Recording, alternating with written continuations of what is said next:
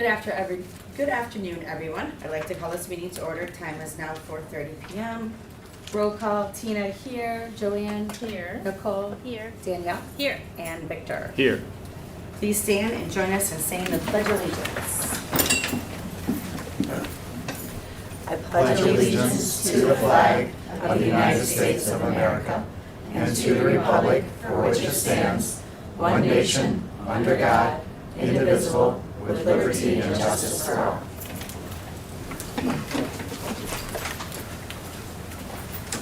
As you can see, we have a packed agenda tonight, so I will do my best to keep the night moving along.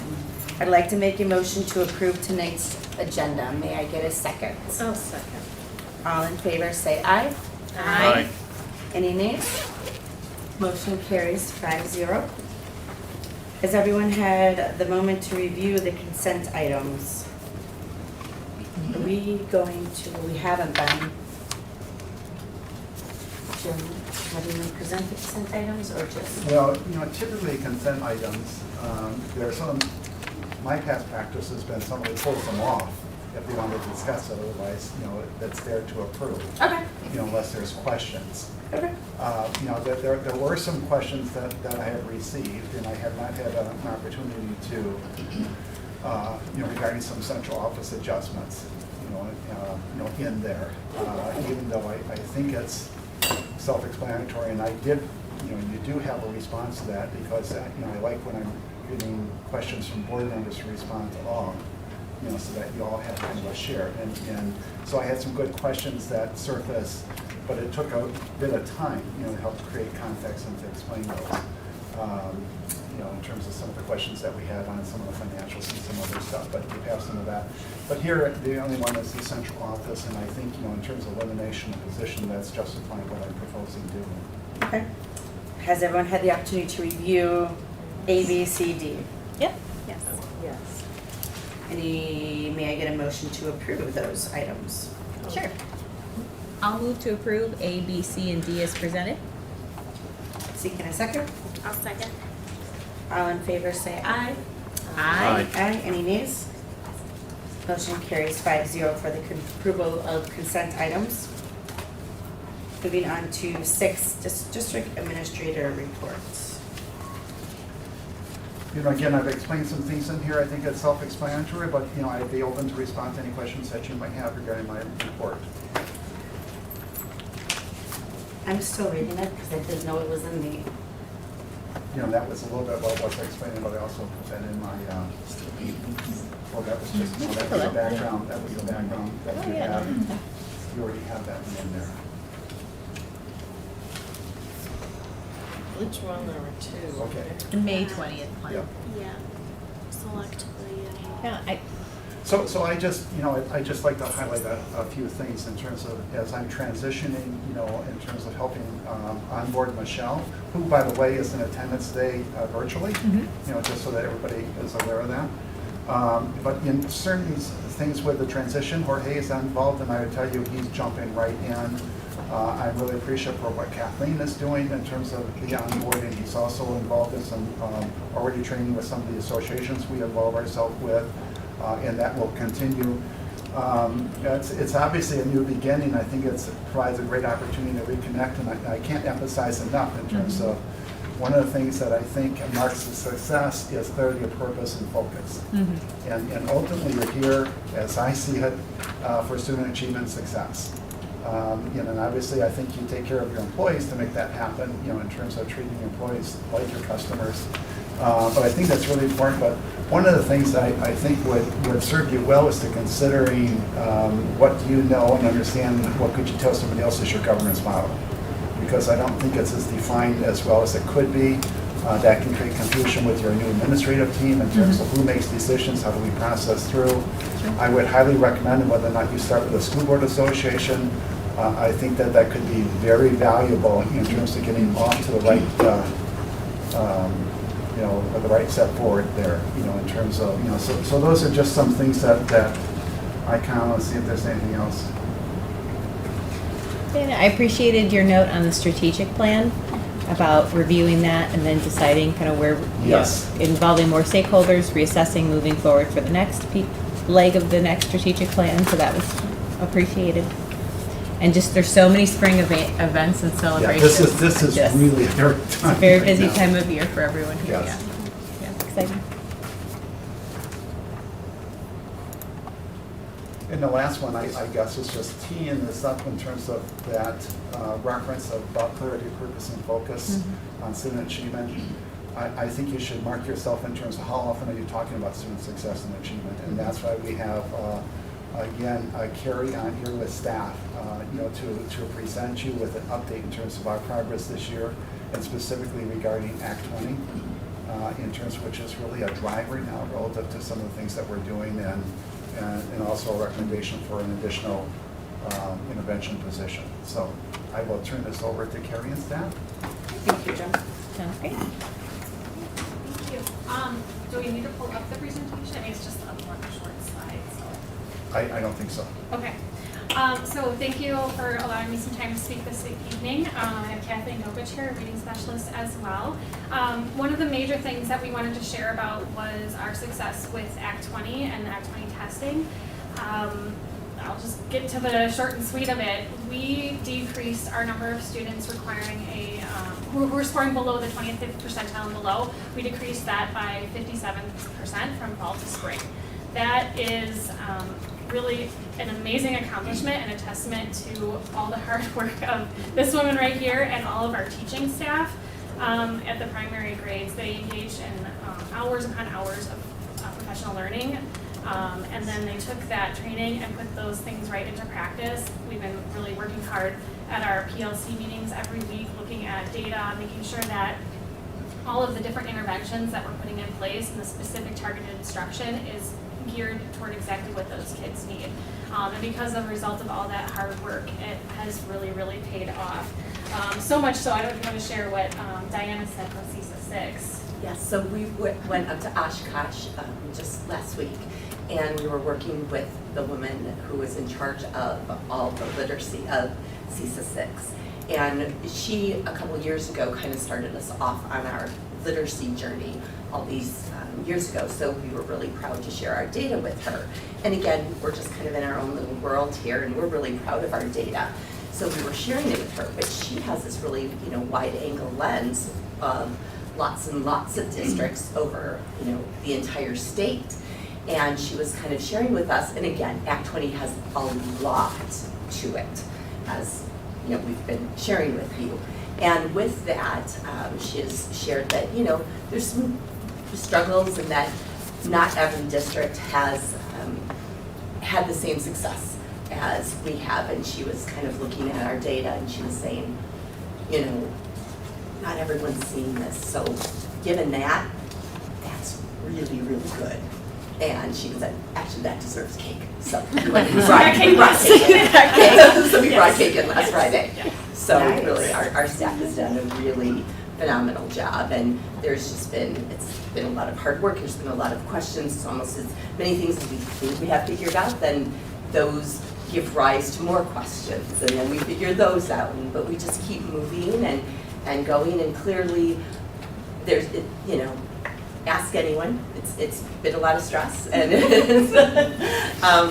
but we have clearly done a lot of things right, and so our staff, deserves just a lot of credit, and it's just been a lot of good, a lot of great learning for our students, a lot of great learning for our staff, and clearly we've done a lot of things right with that kind of reduction, and not just the reduction with our below the 25th, but growth among all of our students. So. Again, really great news to share. Yeah. Congratulations. Yeah, thank you. And also, speaking of growth, also want to share a little bit. So our strategic plan goal is a very very big goal. I didn't even know that we would be able to attain it, but for our students 80% of our students to meet their growth goal. It's really, really difficult for schools to do that. That's normative data. So, it's expected that you're going to get 50% of your students to meet or exceed their projected goal. We set our goal a couple of years ago with our strategic plan at 80%, thinking that's really, really high, and we're going to try to get there. I'm really excited to share. I don't have the full data in, but I have some classrooms, especially in math. I had one math classroom get 100% of their kids meeting their goal. That's great. I had another class meet like 92% of their growth goal in math and 86% in reading. So we've got some really amazing pockets of success happening across the board. We're going to be closer to 70 this year, which I think last year around 60, but just looking at what it looks like. So we're moving that up. So I'm really excited about the growth that we're seeing as well. So I wanted to share that good news with you that what we're doing seems to be working and keep plugging away, but also hoping that we can get a little bit of relief for our intervention department too as we move forward. So are there any questions from the board? You know, just in terms of that translation of that growth score, I mean, you know, if somebody is a grade or 2 years behind grade level, you know, growth is really important. You don't get to grade level or proficiency levels, you know, without that growth. You know, so it's not only when they raise the bar for rigorous growth, you know, annual rigorous growth, you hear it a lot, but when you have rigorous growth and catch-up growth, that is a lot. And so when they're identifying in terms of these improvement goals, are really important to be able to push the kids and the teachers in terms of this is what we need to not only get caught up but to succeed and exceed. The last time I was here was actually on that side, and you presented, and you mentioned how you needed more support and staffing. Is that being addressed, or have you made those recommendations?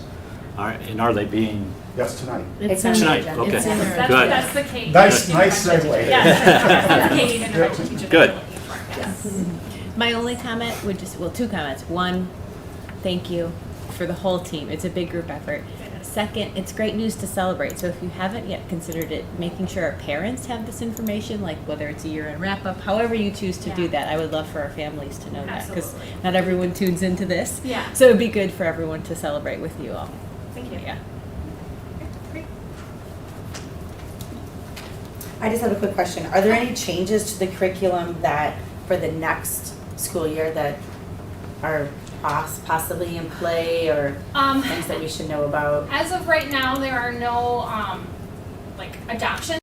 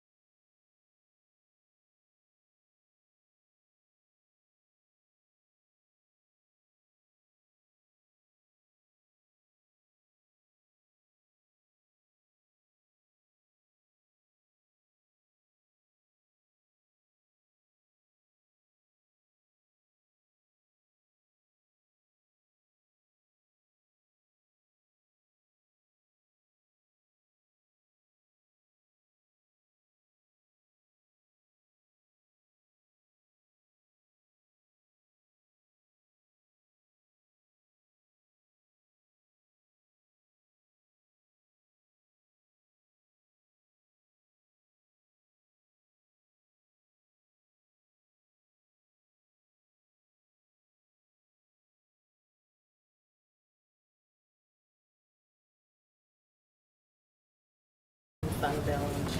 Mm-hmm. And currently, and I gave the list of like the local schools and I gave Kathleen's recommendation too in the packet. I didn't see packets. Well, so there's two things. We have to select option 1 or option 2, and then the specific percentage. You can look at mine if you just want to. Oh.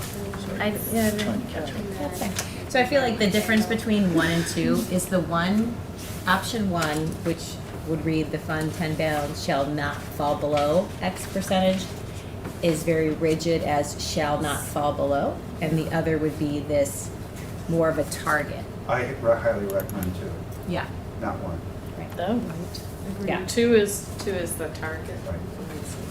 Because Kathleen recommended 1. Yeah. What did Neola recommend? It's open They that said up for your Ed. option. Yeah.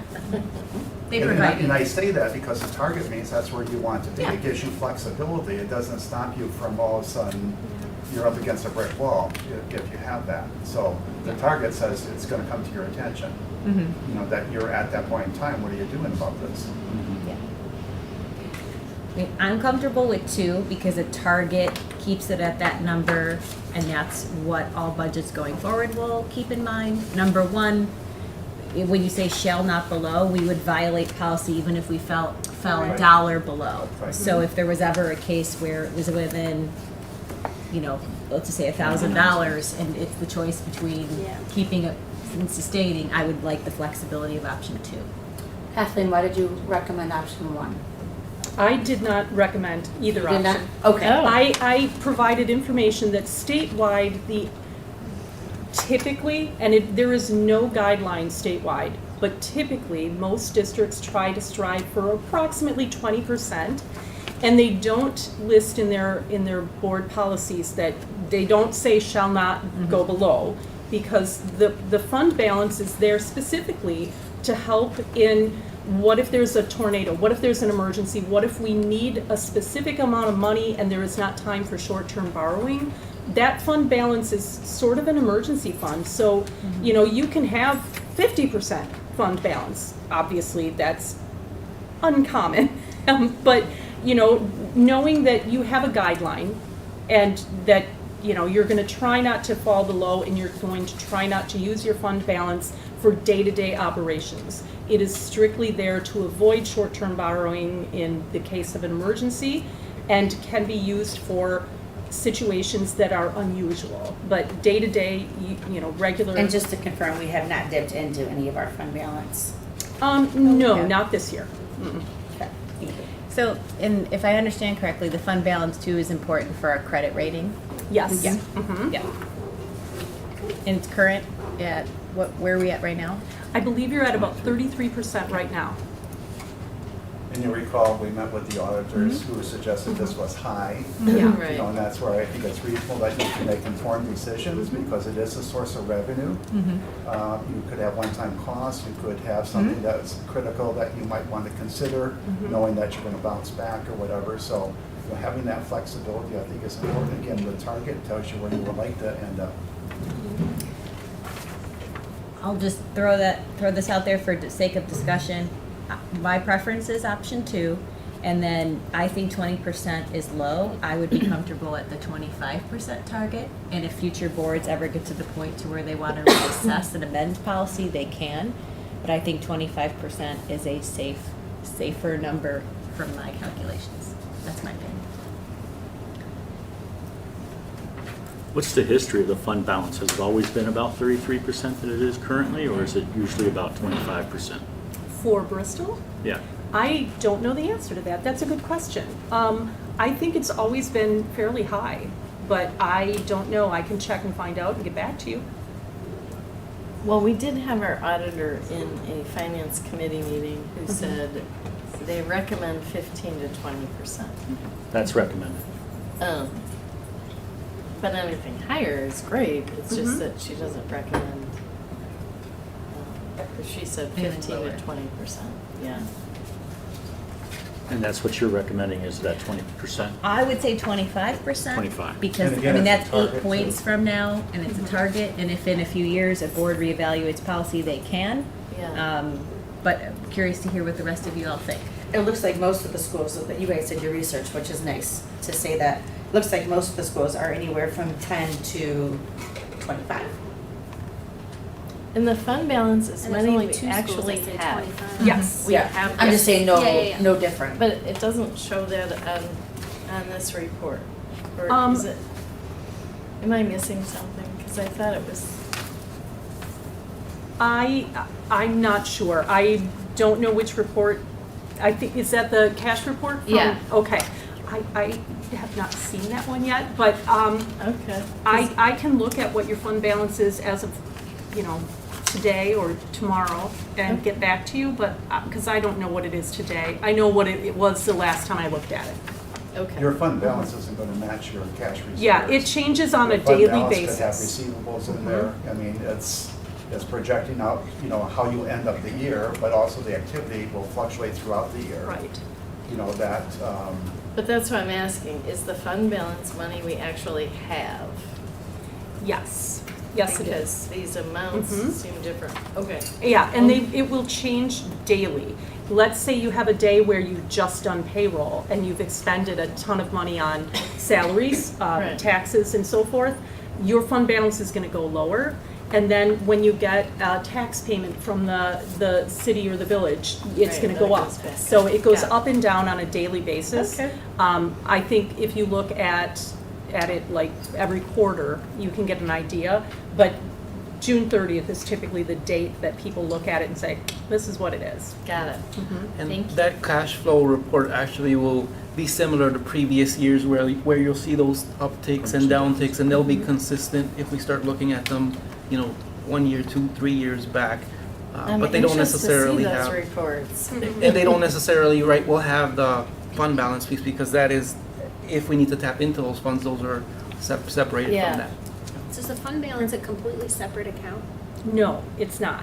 it Your different fund accounts balance added is sort of you're putting together all of your equity accounts and looking at where are the So you're fund. adding them all together? Exactly, yes. All right. I'm good with option 2. I think 20% is good, but.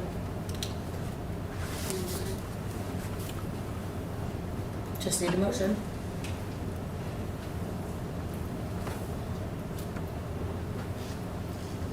Are there any potential challenges if it's at 20 versus 25? No, particularly with the It's- target, I mean, Yeah.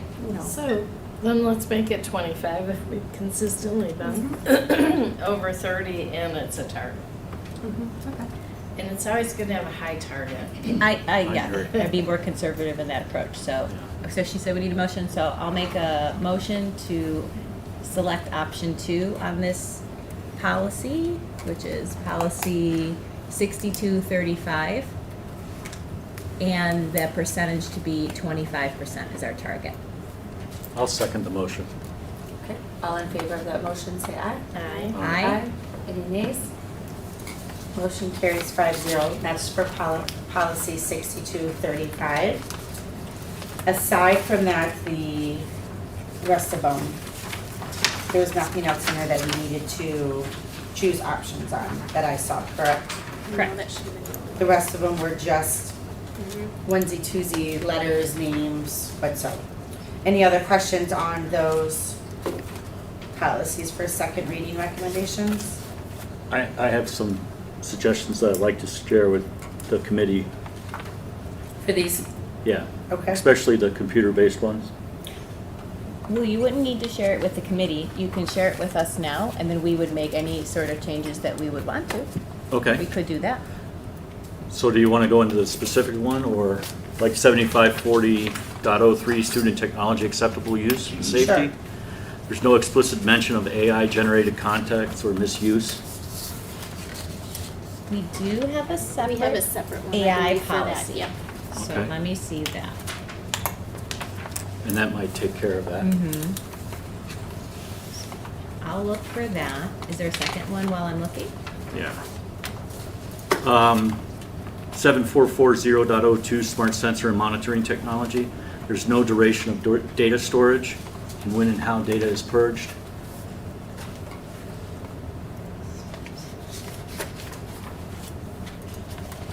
And I didn't see a procedure for notifying parents or guardians or staff when we introduce new systems and how that's used. I don't know if that's applicable or in that scope, but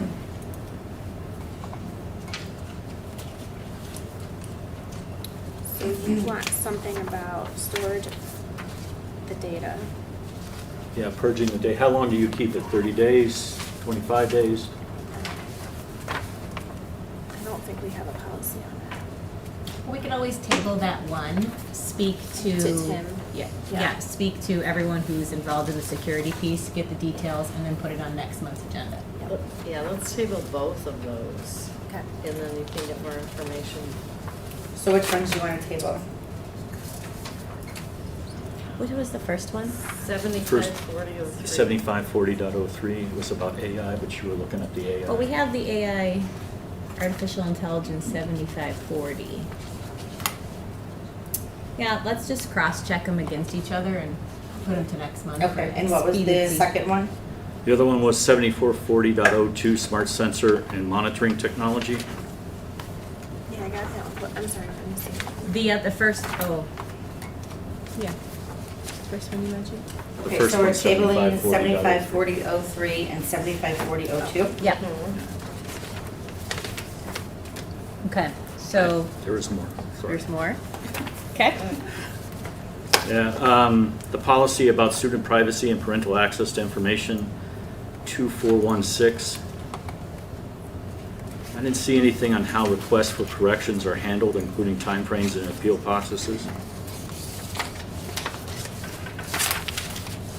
Wait, what's your question? Define how requests for corrections are handled, including timeframes and appeal processes. Wouldn't that go down to like the handbook? Student privacy and parental access to information. I don't know if it's a handbook or. I think we should table all Let's of table these. those two. The third one. Do you have others? Yeah.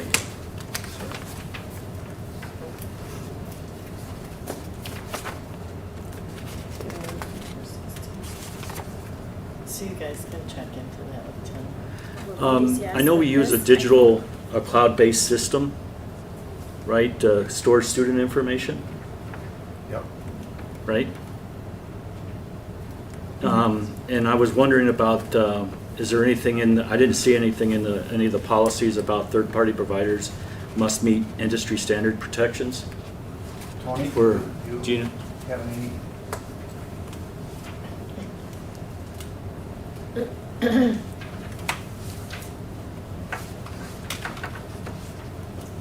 So we are a Google Workspace for Education school. Yep. Google has a branch that is specifically geared towards supporting schools and third-party applications. We have the ability to vet any kind of applications that our students may use, and we rely on our teachers to determine the academic utility of those applications.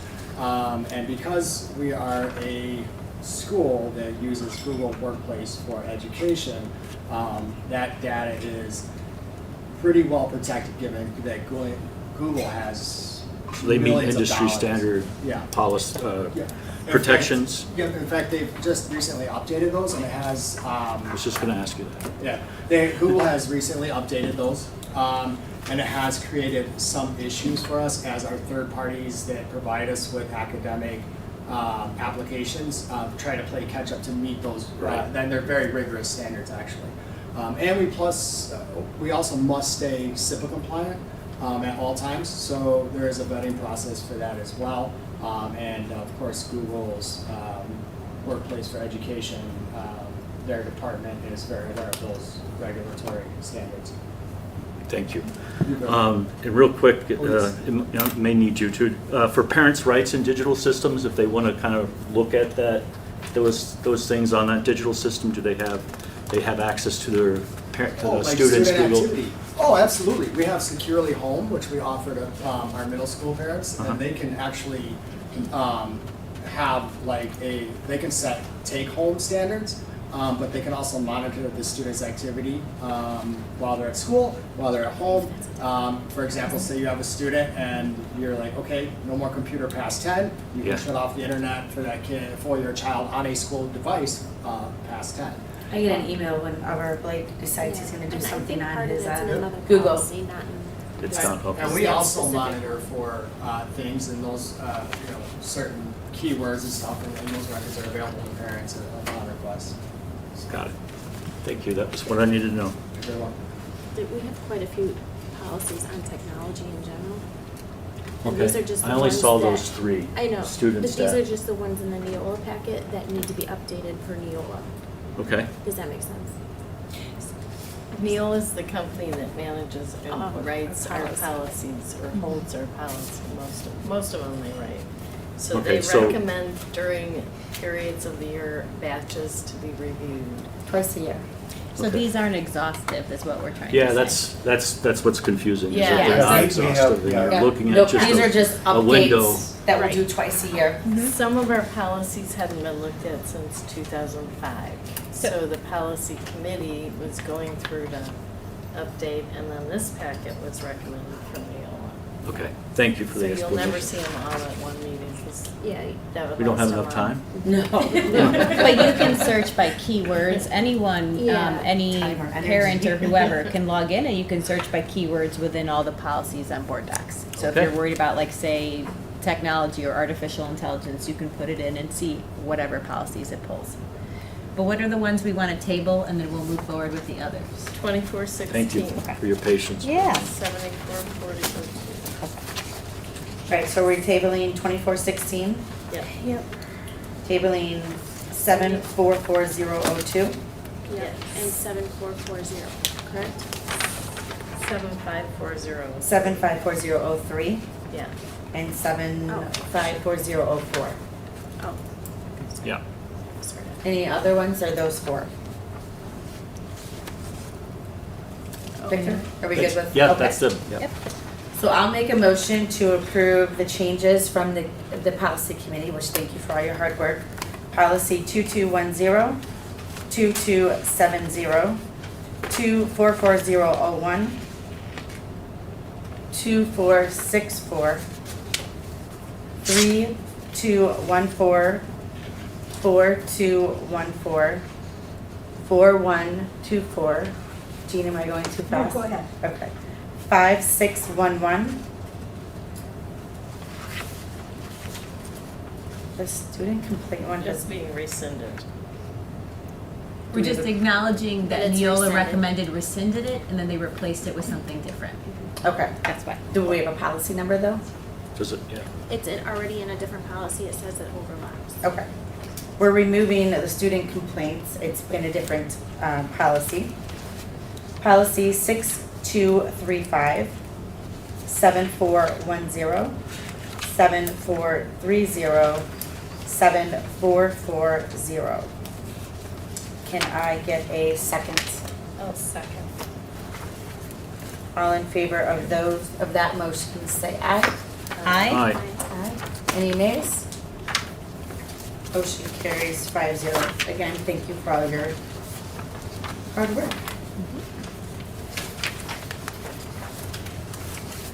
The next two items are informational only. Open enrollment in and open enrollment out.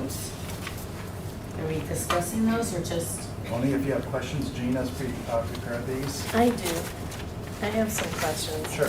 It looks like our 5K and first grade are woefully low. Is that normal for this time, or it's just, oh, okay. Usually during the summer, we do pick up quite a few. At this time, I was informed that we shouldn't worry about that too much right now. Okay. Until we get our kids in. Wait, I just saw the numbers and. I asked that question like the first year too, I think, because if they're new students, they don't know to register yet, and hopefully they will over the summer. And- 5K And when Gina's First compiling grade. this, Gina would also check with Carrie and the preschool staff in terms of making sure that we're coordinated on this, in terms of that what we're anticipating, does it seem normal or not? So we do a check-in, but yes, this is. Yes, Carrie, and I can I would speak to tell the you numbers open going the into agenda 5K. and It's not unusual at all to have a Yeah. much lower number See if at it this works, point in yeah. time. Again, because those students sometimes go to 4K in a different school district and Yeah. then become Or don't residents. go to 4K? Correct, or don't That's go to why I 4K, so think- that is not uncommon. And we do see a surge of registrations in August when, at the 11th hour. So Oh. it is a little bit panic inducing every year. We have been in that position where we have had to cut 4K down to a position and a half in the 11th hour. But that's just kind of the nature of 4K right now. Yeah. I'd like to have a better way to project, The- but unfortunately, The it's five not K our and budget. even first grade, I mean, is only 56 kids. Yeah, that one, I want to keep an eye on for sure. First grade. So, yes, Is first that- grade yeah, is I'm definitely one concerned we want to about keep an that eye on. That one is Okay. lower than typical. And Okay. going with that, if we have to make any adjustments, obviously that's adjustments in staffing. So Yes. it's something we want to be Right. very careful. Thank you. Okay. Thank you. Any other questions? All right, moving on to 9D. Resolution authorizing the transfer of funds. Kathleen, do you want to highlight this with the defeasance? Sure. First of all, do you have any questions about defeasance that I can explain to you? Or I'm not sure. Well, we just got these as we were walking in the door. Okay. It's a pretty big packet to, Oh, is that the resolution that you received walking in the door from Quarles and Brady? no, the resolution we got. Okay. Would you like to look at these two? That's Yeah, I'm what not they're sure what you referencing. just received or, That's okay. Oh, okay. So the amount of money that would be defeased has already been levied and is in our account. And now it's just a matter of signing the resolution to transfer that money into an escrow account. In 2032, we are at that point able to do early payments to pay off the debt for the referendum, the bonds. And by putting the money in an escrow account to pay off the debt earlier, we're saving, this year, what was it, like, how much interest? 500 and some thousand in interest that we're saving. And last year we did the same. Yeah. So we're already saving about $1 million in interest just by putting this money into an escrow account. It's already been levied and is in our bank. We are not allowed to use it for anything other than debt prepayment or debt payment. So we can't use it for operations or salary or anything like that. By law, we're forbidden from doing that. The only thing we can do is debt payment, and putting it in the escrow account and being able to pay down the interest early is obviously the benefit of doing this, so. Sure. I have a question on this though. Yes. Where does the cost of the funding come? Is that out of Fund 10? And that's all these, it's $16,150. The fees and the like? Yeah, I mean, there's 4 of them. Does that also come out of that account, or do these come out of Fund 10? Funding. I believe, I'm not sure about that. That's an excellent question. I think it comes out of the cash defeasance amount, but I'm not positive. I would have to look into that. You know, we have, and thank you for all the details, Mhm. because, and I'm sorry for the question, but we just didn't have any of the details last year, other than, you know, the description of the defeasance, which Mhm. makes a lot of sense. This seems like a lot of money, and 4 different entities are earning dollars. I don't know what each one of those are. So one is an attorney, Mhm. one is Baird Consulting, Mhm. then Associated Trust Escrow Agent, Mhm. and then Quasi Public Finance. I don't know what all of those are for. It just seems like a lot of. Right, it's like when you close on a house and you have to pay all these different closing costs and closing fees to Yeah. different entities and organizations. It's similar to that in nature. You've got the bank that charges a fee to hold your escrow account. Right. You've got your lawyer who prepares all of the paperwork. You've got your accountants who prepare all of the financial documents. So everyone is doing certain aspects of the defeasance and they bill us for that. This was all set up when the referendum passed. Right. Yeah. This is the second or third time we've done this? This would be the second. Mhm. And it was all set up when the $22 million referendum passed. Mhm.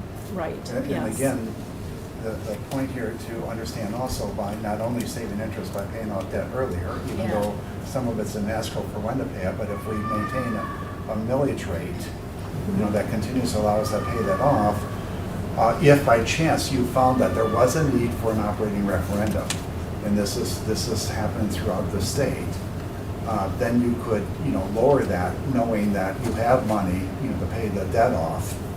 At the same time, then rather than shocking taxpayers with now a request that you need supplemental funds to maintain your operations, Yeah. you'll figure out a way to put less strain on the taxpayers in that transition, if that makes sense. Yeah, I'm not at all opposed to the defeasance. I just looking at all these fees, which I don't mean to punish you for giving us details. We need them, we just didn't get them in the past. Well, maybe we can make a note for Jorge that he can check to see if in the future there's some wiggle room on these particular closing costs, and we can save for the future going forward and future payments. Well, and I just would like to see where the money comes out of, the 10, or is it coming in I think it Fund is. 38 or 9? I think it's Fund 39. I don't believe it's Fund 10. I think the fees are wrapped into the Okay. defeased amount. Kathy, So could if you you look at the follow up totals, it that? appears that it is wrapped into that amount. So I believe it is a Fund 39 expense, a portion of the defeasance. But I will check that and get back to you. Thanks so much. And then the other, part to that is just with the 4 different entities, often what'll happen is that, some folks handle part of the aspect of the transaction, Yeah. but then someone else outside of that has to verify the entity of that, and like, similar here with the escrow, right? It's a different entity that handles the escrow, and they don't Yeah. do that portion, so it's just separation of, It makes- duties on that. That makes sense. It's just when we're giving an entity almost $1 million and then there's all these charges, it seems so bad. I know. We just I gave mean, you money, now you're charging us When fees. when you're taking out a mortgage, you're borrowing, so I know that everybody has their, so, thank you for checking on that. All right. So I just need a motion to approve the resolution authorizing the transfer of funds as presented. I'll make a motion to approve the resolution authorizing the transfer of funds. And I'll second. All in favor of this motion, say aye. Aye. Aye. Any nays? Motion carries 5-0.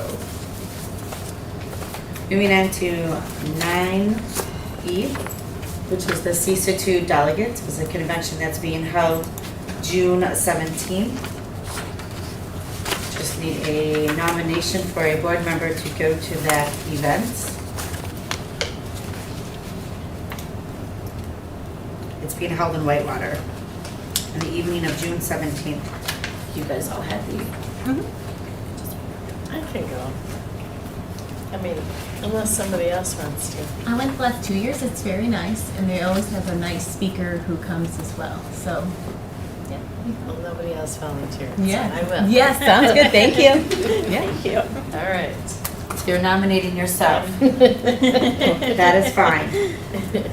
I will make a motion for Joanne to be our CISA 2 delegate, which will attend the conference on June 17th. Seeking a second. I'll second. All in favor of that motion, say aye. Aye. Any nays? Motion carries 5-0. Moving on to 9F, school fees for 2022-2025. Yeah, we're in that process of notifying parents in terms of any fees that they might be. We don't always necessarily have an increase, but it's reviewed every year in terms of any, looking at our costs and other factors in terms of whether or not there should be an increase. And based on our review, these are the recommendations that are coming from our staff at this time. I asked some questions about the food service. Yeah, and I responded to that, so everybody has a response to that. In the food service, let me, first of all, clarify that we are concerned because we're moving into more deficit spending into this area. Your policy requires that we work to have a balanced operations. But we have to really kind of do a deep dive in there to understand this more. And so one of the things that I've asked Jorge to do is follow up with our food service director. Again, we're losing some institutional knowledge here with the transfers, and so, to follow up in terms of making sure we understand how we're managing both the purchase of food as well as what we're charging and stuff like this. So we really need more analysis here, to be that exact, and then also looking at the option in terms of doing this versus many districts contract out for food services. So periodically, I think you really need to be able to look and assess what options you have. As much as I hate having to write this check, is this enough? Like, is this going to make it a difference, or? I don't know in terms of, without looking at that further, and I trust that Kathleen, we're kind of making surface level decisions here without a more deep dive, in terms of what we should do. I mean, should we be cutting some expense? Are we over purchasing? We really haven't been able to complete that type of analysis. And so, I mean, Victor had suggested, should we go more and take care of this? Yeah, it wasn't that much more. I mean, Yeah. if I read it correctly, and given this my first time, I read that there's about an $18,000 deficit in this year's lunch program, and lunch or breakfast program. The recommendation only puts 11 in, Yeah. so you're still short about 7, 8.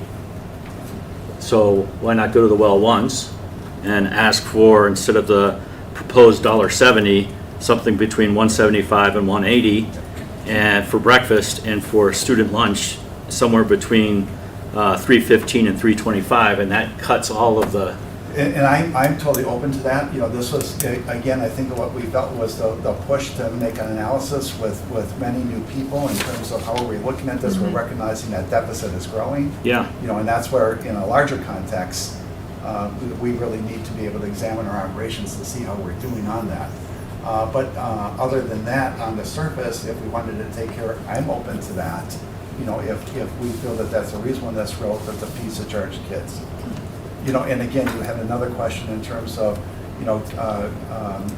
there is plans there for families that cannot afford. Yeah. That's covered.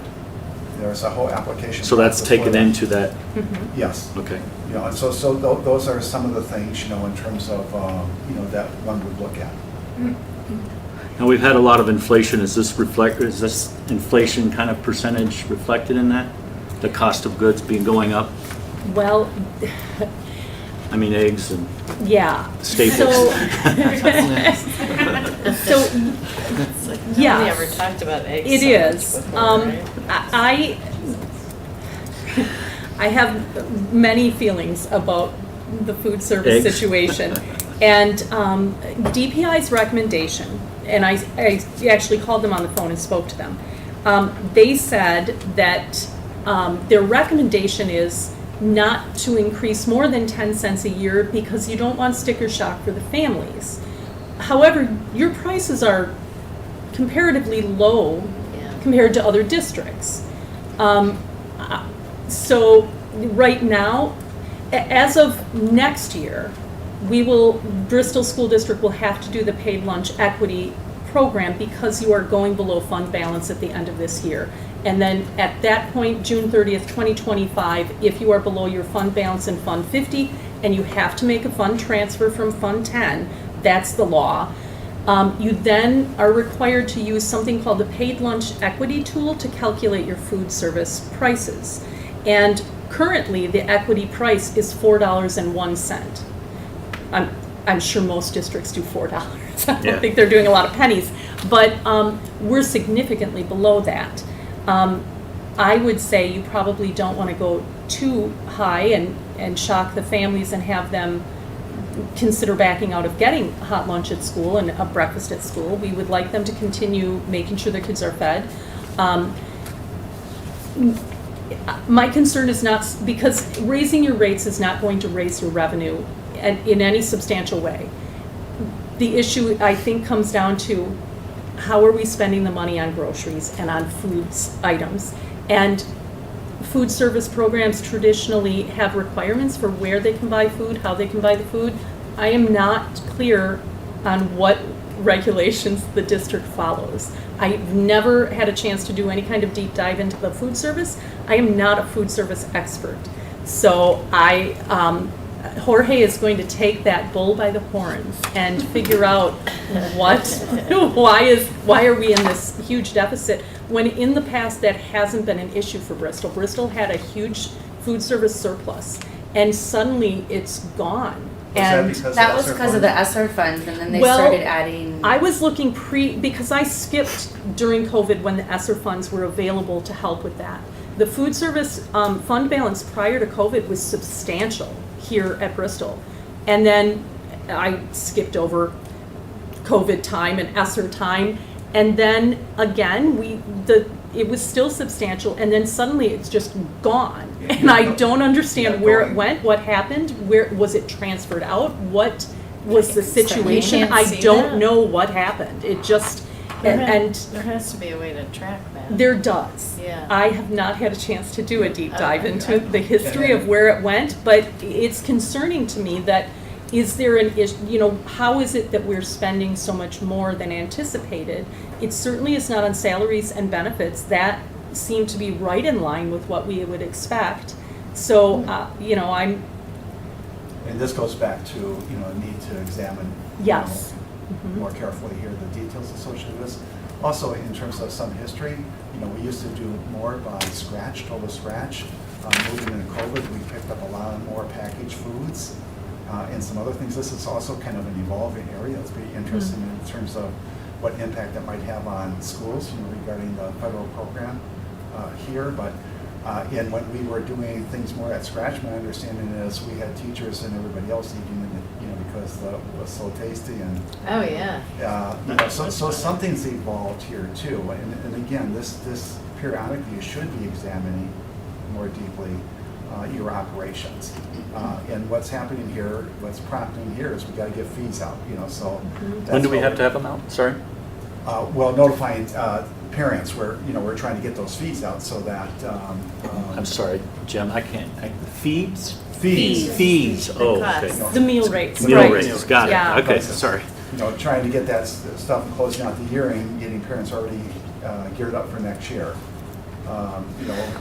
So that is short of doing a more detailed analysis, which I think just is in order right now because of where we're at coming out of COVID, additional funds going in there, what's happened where we seem to be managing this to all of a sudden now we're moving more into a deficit type spending. And again, we don't have enough information there to explain, is this more of an expenditure problem? Right. And I do want to clarify that your food service program is not a huge portion of your overall operating budget, which is why I'm not concerned to the point of saying, hold the phone, we've got to fix this. It's a small portion, but you're running a deficit, which is uncommon. And so I would be concerned enough to explore it in depth and find out where exactly is this excess being spent and how do we fix this?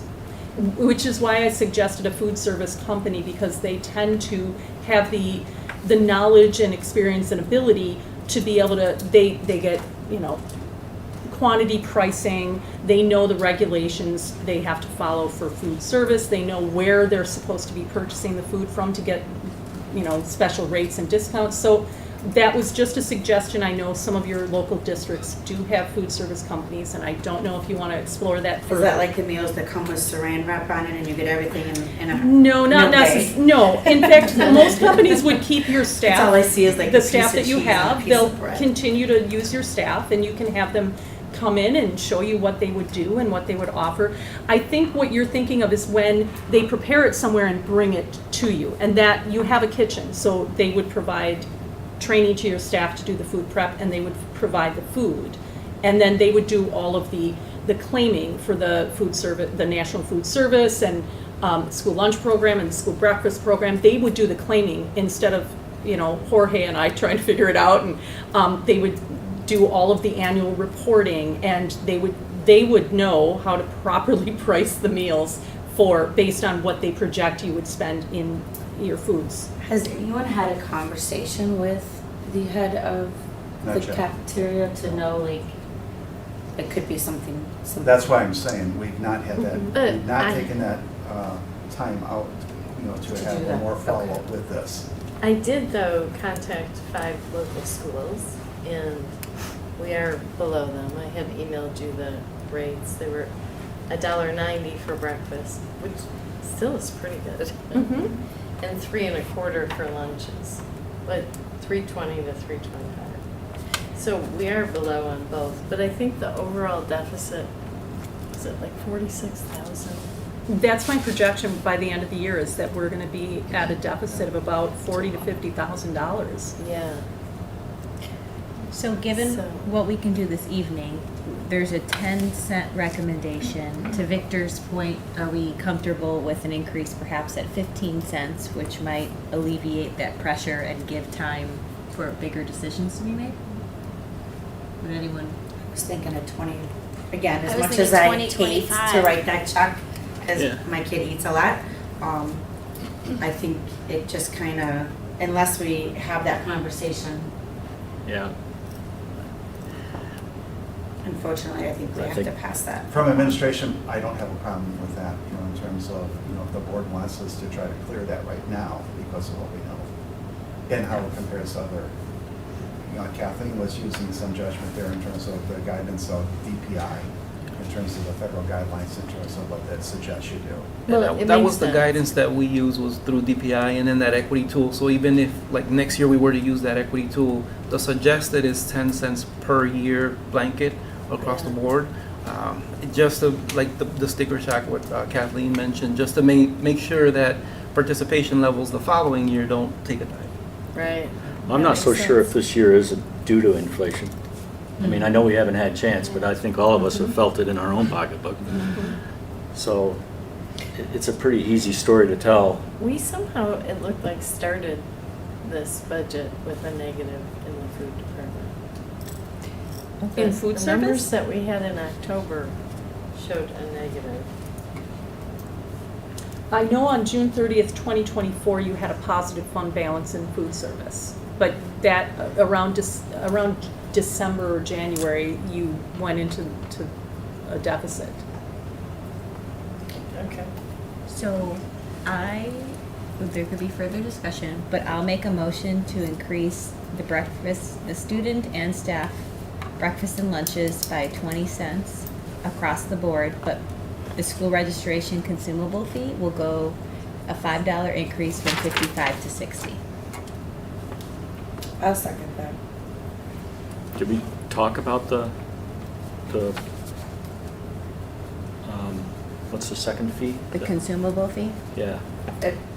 We have historically had conversations about how we don't want to have any barriers for public education for our students, to try and keep that as low as possible. Lunch, hot lunch or breakfast is an option for students, but we want to make sure that we keep it reasonable. So a 10% increase, I No, feel like. I'm not, I'm sorry, it's the school fee from 55 to 60. Yes, The recommendation is yes, to go to 60 instead of 55. yeah, so we're gonna go to, Increase it. my motion would be we increase it 10%, so we go from $55 to 60 per student for consumable fee. Got it. And what are we doing with the lunch? Everything 20 cents, it'll be a 20 Oh, cents 20 increase cents. for every Okay. item. So Okay. lunch is gonna fall at $3.15 for students. Yeah. Okay. So all in favor of that motion, say aye. I Aye. Aye. Any nays? Tina, who seconded Myself. So the motion, I was gonna reiterate the motion just in case you didn't understand. The motion would be increase the student breakfast, student lunch, the staff breakfast, staff lunch, 20 cents. And then we would increase the student registration, $5.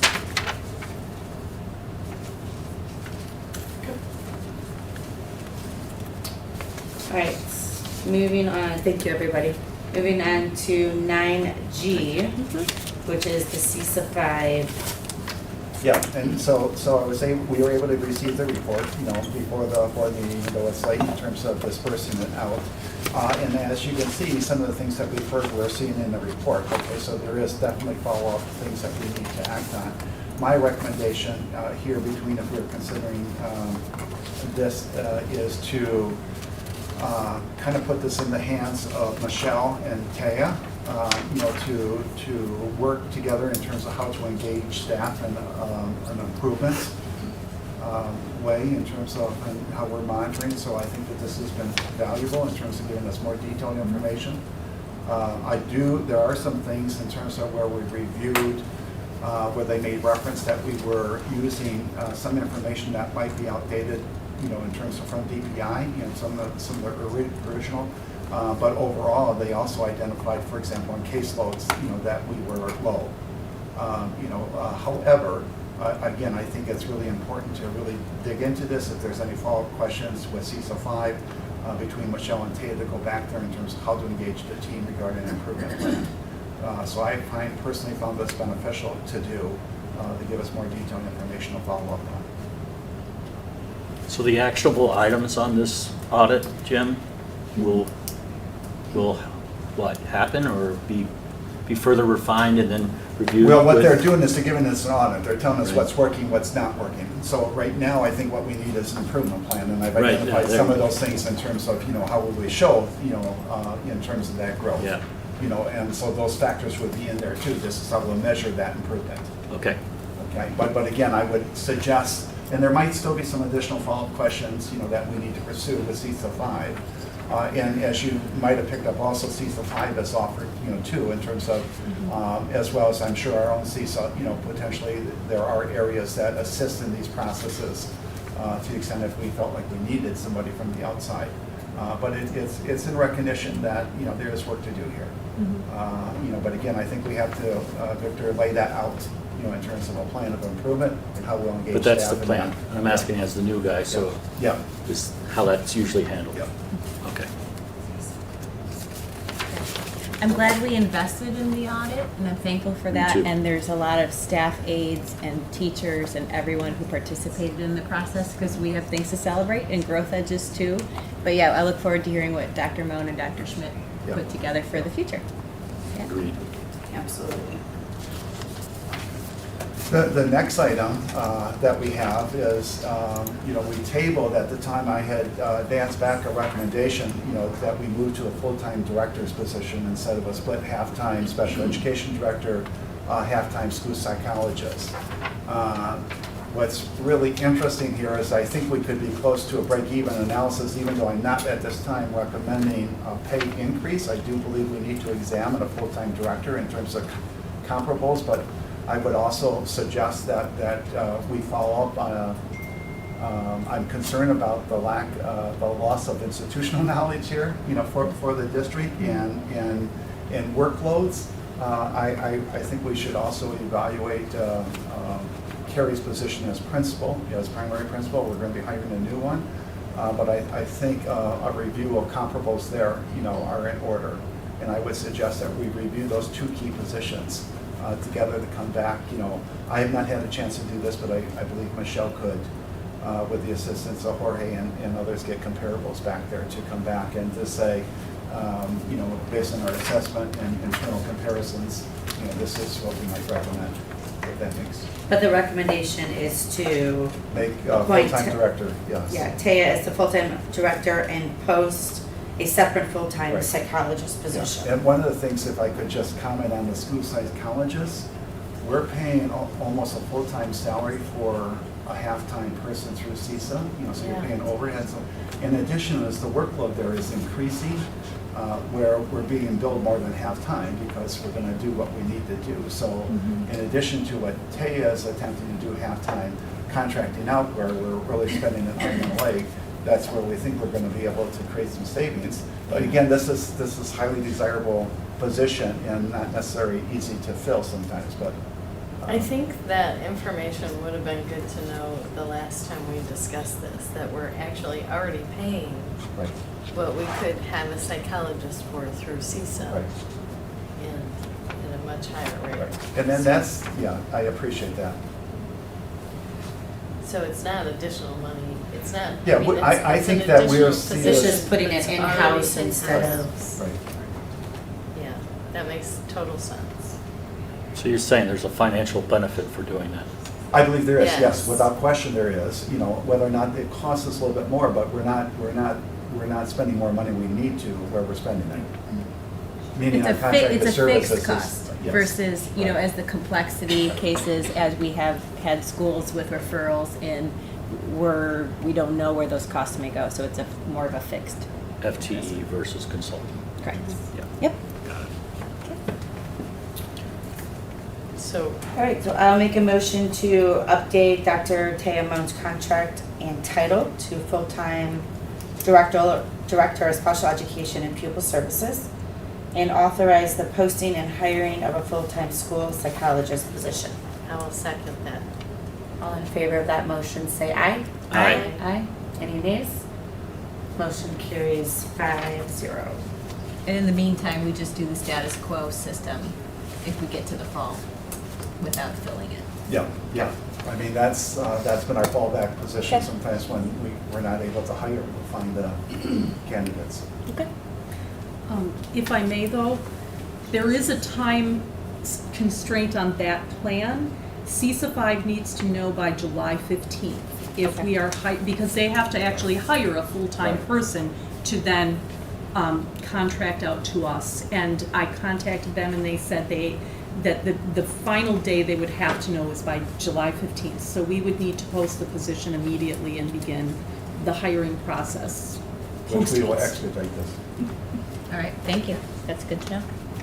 Is there, in the event that we have no applicants or nobody that's acceptable, is there another service that we could use to fill in? Well, Taya would be the best person to respond to this. I only know, for example, on speech and hearing, where we've had to contract out, we found contracted services outside of CISA, Yeah. which were more affordable. Yeah.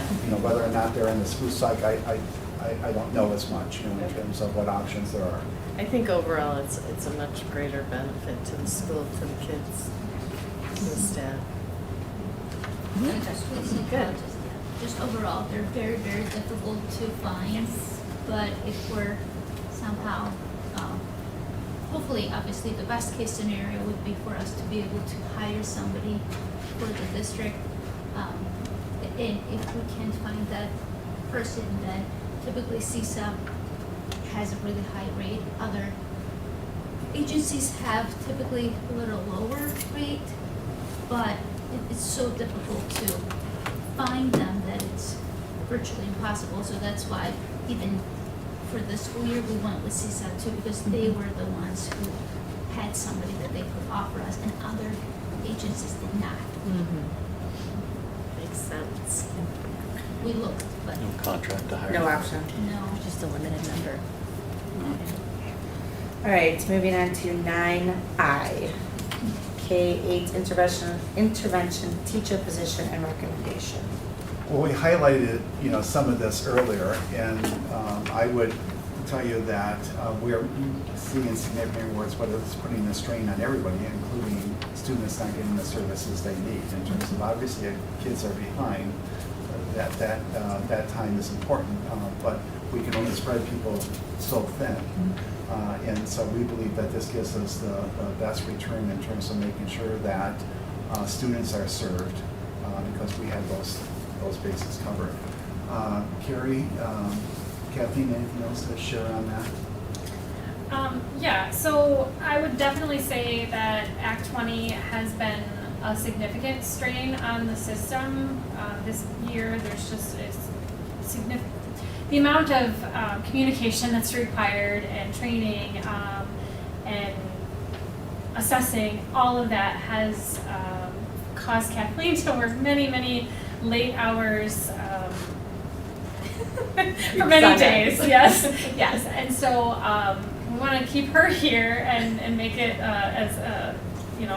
take some of that off of her plate as well. But even before Act 20, we were already feeling the strain. We had limited ability to provide services K-8 because there's just not enough time in the day for the bodies that we have to be able to support. We've made done some creative solutions with some educational assistants, but educational assistants are not full-time certified teachers. And so they are, while the ones that we have are amazing and could probably plan the lessons forward and backwards, technically speaking, we need a licensed teacher to be able to provide those plans for that instruction for all kids K through 8. And so this would allow us then to expand our offerings, ensuring that we're prioritizing the early literacy needs, but then also being able to service upper grades as well, and then also allowing us to be proactive in supporting our classroom teachers in Core 1 instruction, which, when we look at universal instruction, if if there's any issues or concerns in that area and we're not able to support, then we see an increase in our tier 2 and tier 3. And so if we don't have any time or flexibility in our schedule to be able to do that, then we're gonna see more and more coming into our tier 2 and tier 3s, resulting in a bigger need for staff. A domino effect of. Yes, It's yes. It's just just cycle. Yes, and so having that additional staff person will alleviate a lot of needs and concerns. And just in reference, when we're referencing the tier 1 and tier 2, this kind of response to intervention is something that the state has required. It's really evolved over the years because of the overclassification of very capable kids in general ed into special education, because we weren't providing the instructional, you could say the science of reading instructional supports necessary for those kids to succeed in a general ed classroom. So these tiers are, well, now we have to demonstrate that we have not skipped a step. And that these kids have the best benefit of getting instruction in the least restrictive environment possible, and that's a general ed classroom. Mm-hmm. And limiting that overclassification of special ed also saves us money. Exactly. So that takes one of your hats away. Yeah, Kind it Yes. helps. Yes. It helps with the hats, indeed. And- Okay. And what that would also do is, again, the stronger our core instruction, again, then it helps with less kids in intervention. And again, with all that, part of Act 20 is not just about the kids below the 25th percentile. It's about, education of teachers and their professional learning, and then putting this professional learning into practice and making sure that our core instruction is top notch, and being able to support teachers in doing that. And so having this additional interventionist to kind of help with working with the students in intervention would allow me then to be in the classrooms a little bit more, making sure, helping teachers put all of these things into practice, and doing that and making sure our core instruction is that top notch, which is going to help with our growth across all of our students. So again, I would just like to add, I'm sorry, Victor, go ahead. No, good. One of the things that I would have to say, and I'm feel very steeped in some of this stuff in terms of some of my work that I've done in the past, but when I went into my last school district, this was a very desirable school district. I wouldn't say it was absolutely top tier, but it was a highly desirable people. People were moving in the community. When I went in there, 70% of our kids K-12 were not reading at grade level.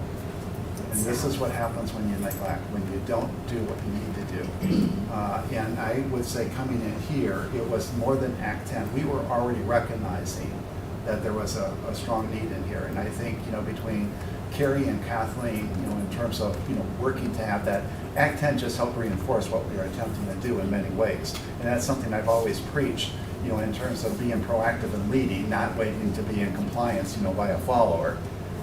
Sometimes you really have to have instructional expertise to know what you should be doing and doing it.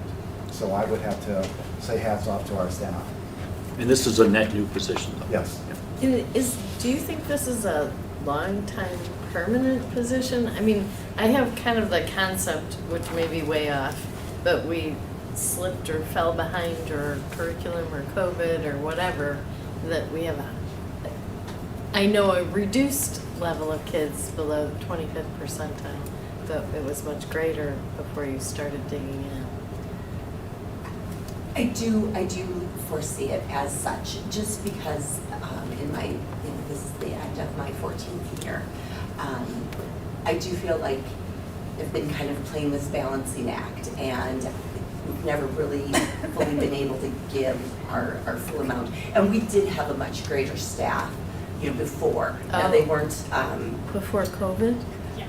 Yes. Oh, okay. Definitely before COVID, and even prior to COVID. Yeah. We had a much bigger staff.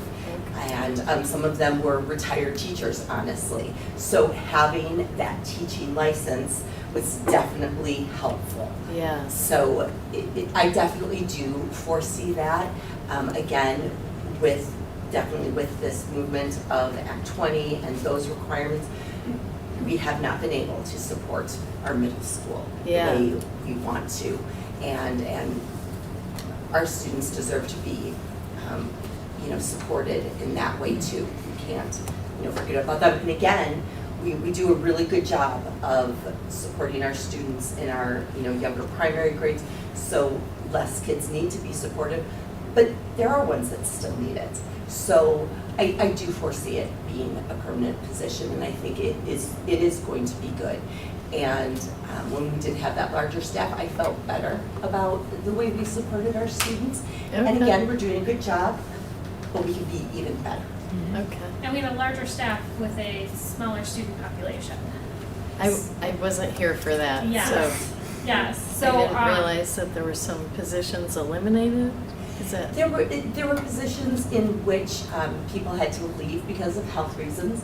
Again, They we just had, didn't fill and it. then and Okay. they weren't filled. Got it. Teachers were retired teachers, and then, they did it part-time, and they were like, I'm completely done now.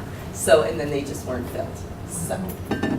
And I think Okay. you're experiencing some change in some demographics, where some kids that may not have been as fortunate, to get the training that they need, in terms of starting school. That's why our preschool program is really important and strong. But so some of all that stuff that are contributing factors. Kids are very bright and smart, but they need to have what they need to have when they need it to. And again, it's as the saying goes, it's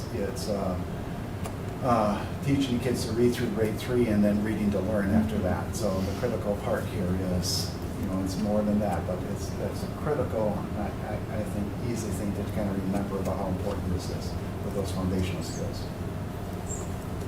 Okay, thank you. I appreciate the job description. This is probably, I think, the first time that we've ever approved a position and got a job description at the same time, so I appreciate that. Carrie started it, and I just kind of tweaked it. So Yeah, Carrie did a I very nice job. appreciate that.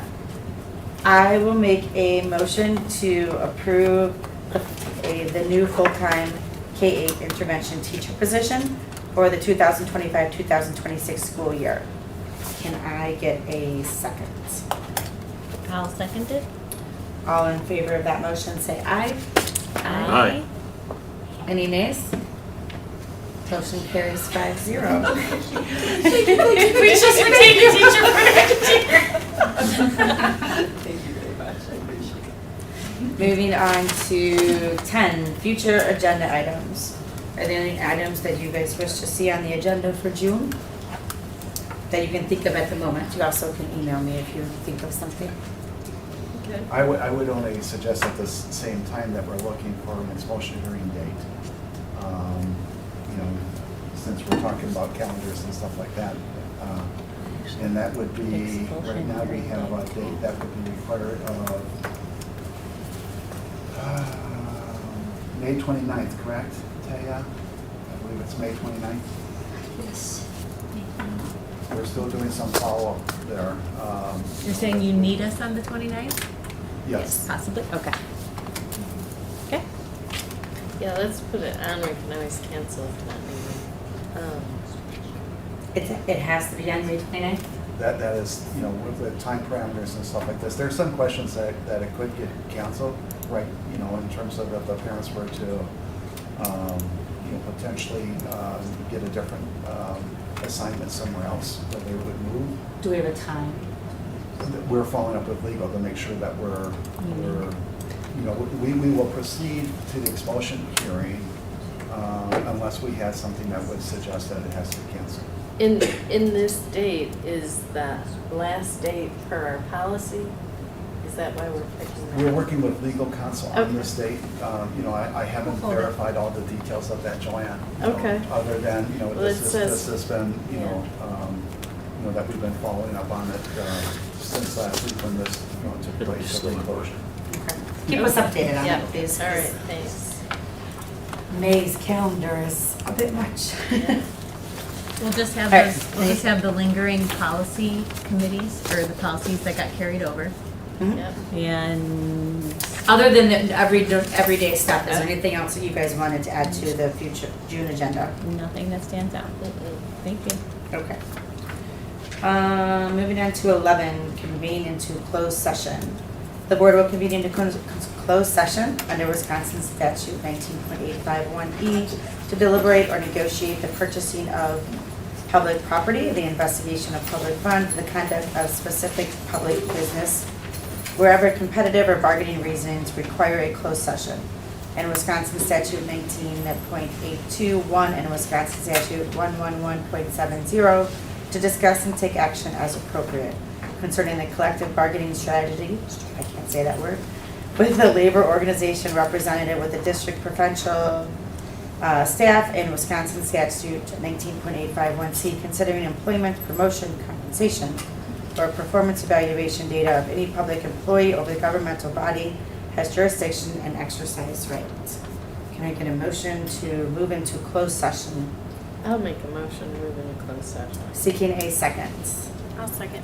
Roll call vote. Tina, aye. Joanne? Aye. Nicole? Aye. Daniel? Aye. Victor? Aye. Motion carries 5-0. Thank you, everybody, for attending. Thank We're you. gonna take See you next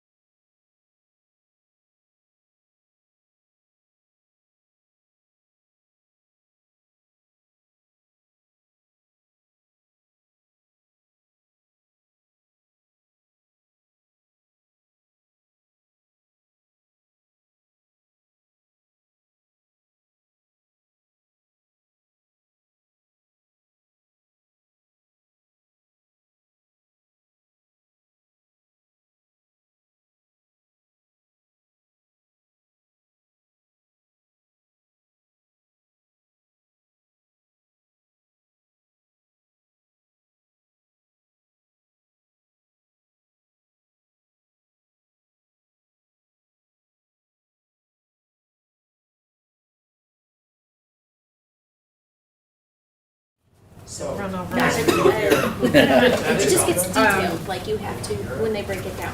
Okay. And then it also goes into your teacher handbook. I not knowing don't, I it's think it's broken open. down.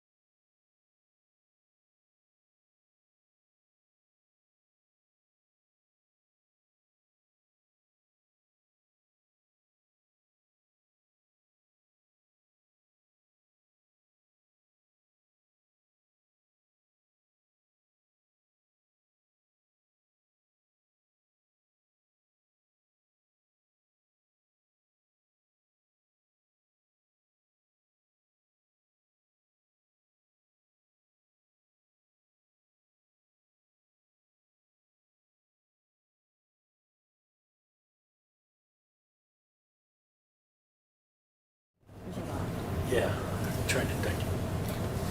All right, can I get a motion to move into open session? I will make a motion to move back into open session. I'll second it. All right, all in favor of that motion, say aye. Aye. Any nays? Motion carries 5-0.